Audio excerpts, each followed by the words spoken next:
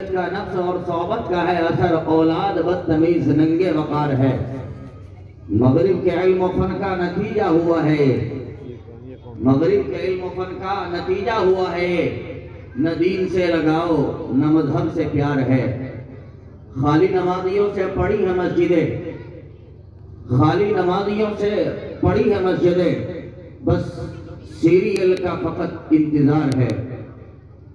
میرے بھائیوں بزرگوں، بڑے دکھ کے ساتھ یہ بات کہنی پڑ رہی ہے کہ آج کا ماں باپ اولاد سے غافل ہے، اور آج کی اولاد ماں باپ سے ٹوٹی جا رہی ہے۔ دونوں کے رشتے جو بہت زیادہ پیور تھے، بہت زیادہ مضبوط تھے، بہت زیادہ مستحکم اور کامیاب رشتے تھے، بہت زیادہ محبت بھرے رشتے تھے، اس سے زیادہ مقدس اور پاکیزہ رشتہ اور قابل احترام رشتہ نہیں ہو سکتا ہے باپ اور بیٹے کا۔ باپ اور بیٹے کا مطلب یعنی شفقت، محبت، سراپا انسیت کا نام ہے۔ یہ ہے باپ بیٹا، جس کے بیچ میں کوئی دراڑ اور تفریق نہیں۔ لیکن ہائے افسوس، آج کے چلن نے، آج کی تہذیب نے اور آج کے اس موبائل نے اور نیٹ نے ہمارے نوجوانوں کو جو اپنے والدین سے کاٹا ہے، ہمارے نوجوانوں کو جو اپنے ماں باپ سے علیحدہ کیا ہے، وہ ایک رونے جیسی بات ہے، دکھ بھری بات ہے، آنسو بہانے والی جیسی بات ہے۔ اور ماں باپ بھی پورے طور سے اپنی اولاد سے غفلت برت رہے ہیں۔ اولاد کا رخ کس طرف ہے، کہاں جاری ہے، ماں باپ اس سے غافل ہے۔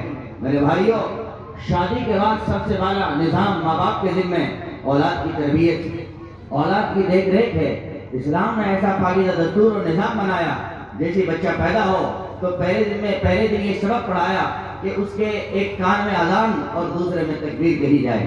اذان کا مطلب یعنی اللہ اکبر، اللہ اکبر، یہ وہ پیغام ہے جو شعوری کے عالم میں ہر بچے کے دماغ میں وائس میسیج کی طرح چھوڑ دیا جاتا ہے۔ ہم سب سمجھتے ہیں وائس میسیج کیا ہے، کئی مطلب آدمی کال لگاتا ہے، فون لگاتا ہے اور رابطہ بنانے کی کوشش کرتا ہے، لیکن فون سوئچ آف آتا ہے تو ادھر سے آواز آتی ہے کہ آپ وائس میسیج چھوڑ سکتے ہیں۔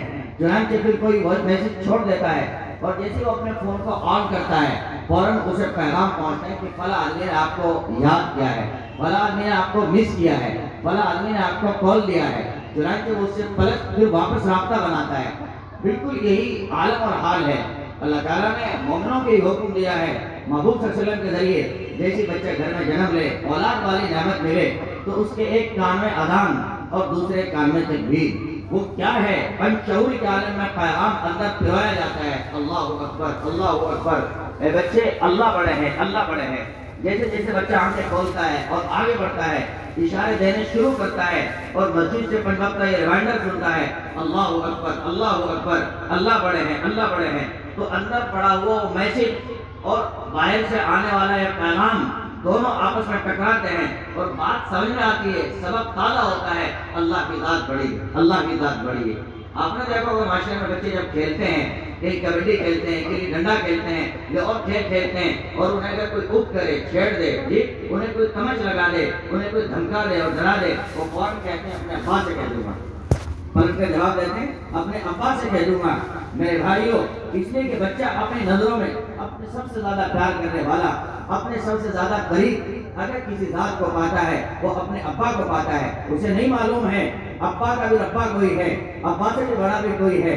چنانچہ بچہ دیکھتا ہے، بستی میں ٹاور دیکھتا ہے، کھمبے دیکھتا ہے، محلات و مکانات دیکھتا ہے، انہیں کہتے ہیں یہ بڑے ہیں، یہ بڑے ہیں۔ چنانچہ طرح طرح کی بڑائیاں بچے کے دماغ میں آتی ہے۔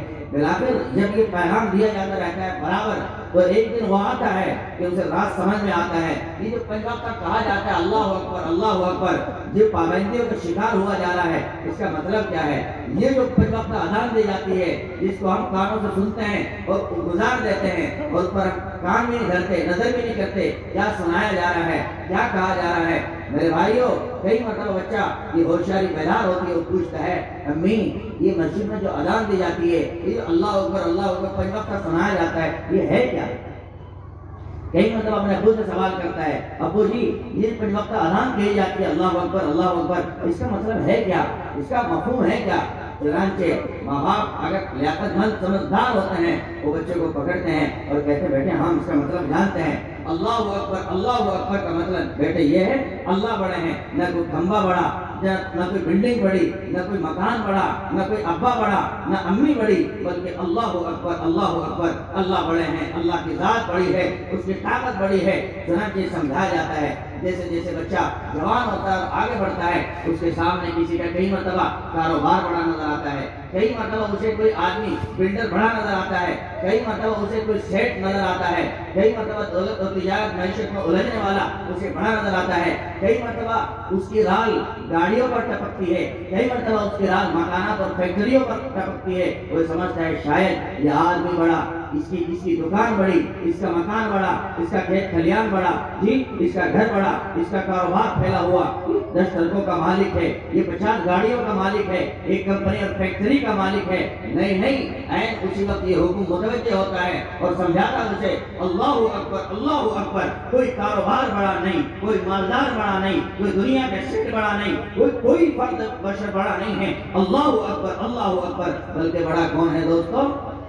कौन बड़ा है? बोल करते हैं अल्लाह की जात बड़ी है, अल्लाह की जात बड़ी है। वो तरह तरह की बड़ाइयाँ तंग करती है, फिर कई मतलब आदमी आगे बढ़ता है, दुख आ जाते हैं, जी कैंसर आ जाता है, मर्ज आ जाता है, शुगर आ जाती है, कई मतलब आदमी के साथ कर्जे आ जाते हैं, और इतना कर्जा आ जाता है आदमी जब कर्जे में उलझता है तो कई मतलब बैंकों की तरफ भागता है, जी सूद और लोन की तरफ जाता है, और कई मतलब सट्टों की तरफ लपकता है। ये जो कर्जा आ रहा है कहीं से कोई नंबर मिल जाएगा, कोई मौलवी साहब, कोई कारी साहब या कोई जादू मंत्र पढ़ने वाला कोई तुझे कोई नंबर अटा कर देगा, उस नंबर की वजह से शायद मेरा काम बन जाएगा और मेरा निजाम आगे बढ़ जाएगा, बहुत जल्दी में मालदार हो जाऊंगा, इस कर्जे से निकल जाऊंगा, वरना तो ये कर्ज ऐसा है मेरे से निकलने वाला नहीं। हाय पहले लुटे और फिर उलझे जा रहे हैं। गुनाहों में हम आफियत तलाश करते हैं, गुनाहों में हम सुकून तलाश करते हैं, उल्टी ही चाल चलते हैं दीवान गाने इश्क, उल्टी ही चाल चलते हैं दीवान गाने इश्क, आंखों को बंद करते हैं दीदार के लिए।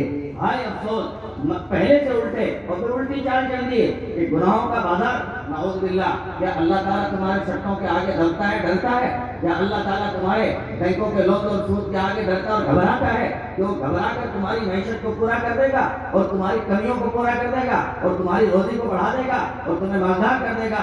नहीं मेरे भाइयों, कई मतलब आदमी जब कर्जों पर कर्जे लेता है, लोन पर लोन लेता है और उल्टी चाल चल जाता है और चारों तरफ से धंसता और फंसता नजर आता है, फिर न उसकी रातों की नींद रहती, न दिनों का चैन रहता, और मांगने वाले उसके दरवाजे पर हर वक्त दस्तक देते हैं, मांगते हैं, सवाल करते हैं, घरों पर खड़े रहते हैं। यह आदमी लाचार होता है, तंग होता है, और मांगने वालों से जब इसका दिल दुखी होता है, इसके जी में आता है मैं अपने आप को सुट कर लूं, मैं अपने आप को जहर दे लूं, मैं अपने आप को फांसी पर लटका लूं, या मैं अपने आप को किसी तरह खत्म कर लूं, मैं दुनिया में कोई मेरा मुंह देखने वाला न रहे, मेरे बच्चों का कर्ज, मेरे बच्चों का एक बोझ मेरे साथ है, मेरे रिश्तेदारों का बोझ मेरे साथ है, मेरी 5 बेटियों का बोझ मेरे साथ है, मेरे 10 बेटों का बोझ मेरे साथ है। ये दाएं से मांगने वाला आता है, उधर से मांगने वाला आता है, इधर से मांगने वाला आता है, हर घड़ी मेरे दरवाजे पर कोई खड़ा हुआ है, मेरी जान किसी सूरत में बचेगी। अब तो कहते हैं कि घबरा कर मर जाएंगे, अब तो कहते हैं कि घबरा कर मर जाएंगे,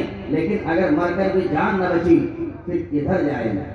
मेरे भाइयों, अपने को सूट करना, अपने को जहर देना, अपने को फांसी के फंदे पर लटका लेना, जी अपने आप को घोंट के खत्म कर देना, ये मसले का हल नहीं है, ये मुश्किल का हल नहीं है, ये परेशानियों का हल नहीं है।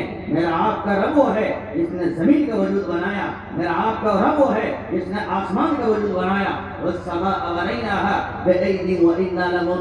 ये इतना अजीम आसमान, ये इतना बड़ा आसमान, इसको बनाने वाला मैं,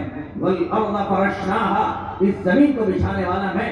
लोगों देखो फनिअमल माहिदून, मैंने कितना शानदार इसको बिछाया है, जिस पर तुम्हारी खेतियां जचती हैं, जिस पर तुम्हारे महलात जमते हैं, जिसके ऊपर तुम्हारी गाड़ियां आगे चलती और बढ़ती हैं। इस जमीन के पेट में खजीने और दफीने ये मैंने रखे हैं, इस जमीन के पेट को भारी मैंने बनाया है। मैं पूरी दुनिया को पैदा करने वाला, बनाने वाला, सांस देने वाला, जिंदगी देने वाला, औलाद देने वाला, कारोबार देने वाला, घर बार देने वाला, रोजी रिस्क देने वाला, मौत देने वाला।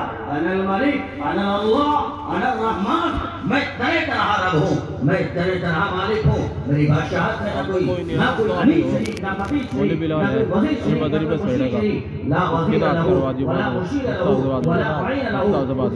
مددگار ہے نہ کوئی شریک ہے، اگر کوئی ہوتا ہم یہ سزا دے گا من کان لی شریکن، لوگوں اگر کوئی میرا ساجھیدار ہو، کوئی میرا پارٹنر ہو، کوئی میرا ہیلپر ہو، کوئی میری مدد کرنے والا ہو، فلیأتی آ جائے میرے سامنے، آ جائے، وہ دعویٰ تو کرے، بچے پتہ لگتا ہے اس کائنات کو سنبھالنے والی ذات تنہا تنہا ایک اللہ کی ہے، تنہا تنہا ایک رب کی ہے، تنہا تنہا ایک خالق و مالک کی ہے، ہمیں اپنی توحید درست کرنی ہوگی۔ وحدانیت علماء، یہ باغات کا نظام کس نے چلایا؟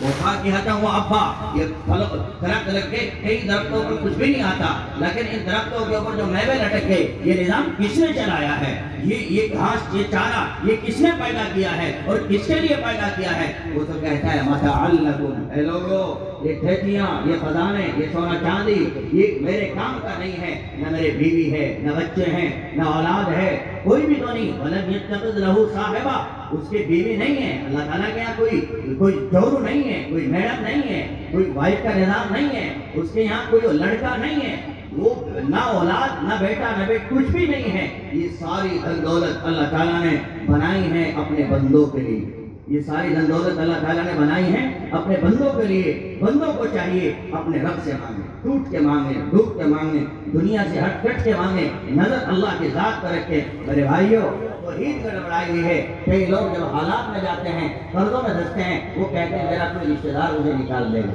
ان کا یقین ہوتا ہے شاید کوئی رشتہ دار میرا سہارا دے گا، جی کوئی بہنوئی سہارا دے گا، کوئی سالہ سہارا دے گا، الگ الگ ہمارے خیالات ہوتے ہیں، کوئی بھائی سہارا دے گا، کوئی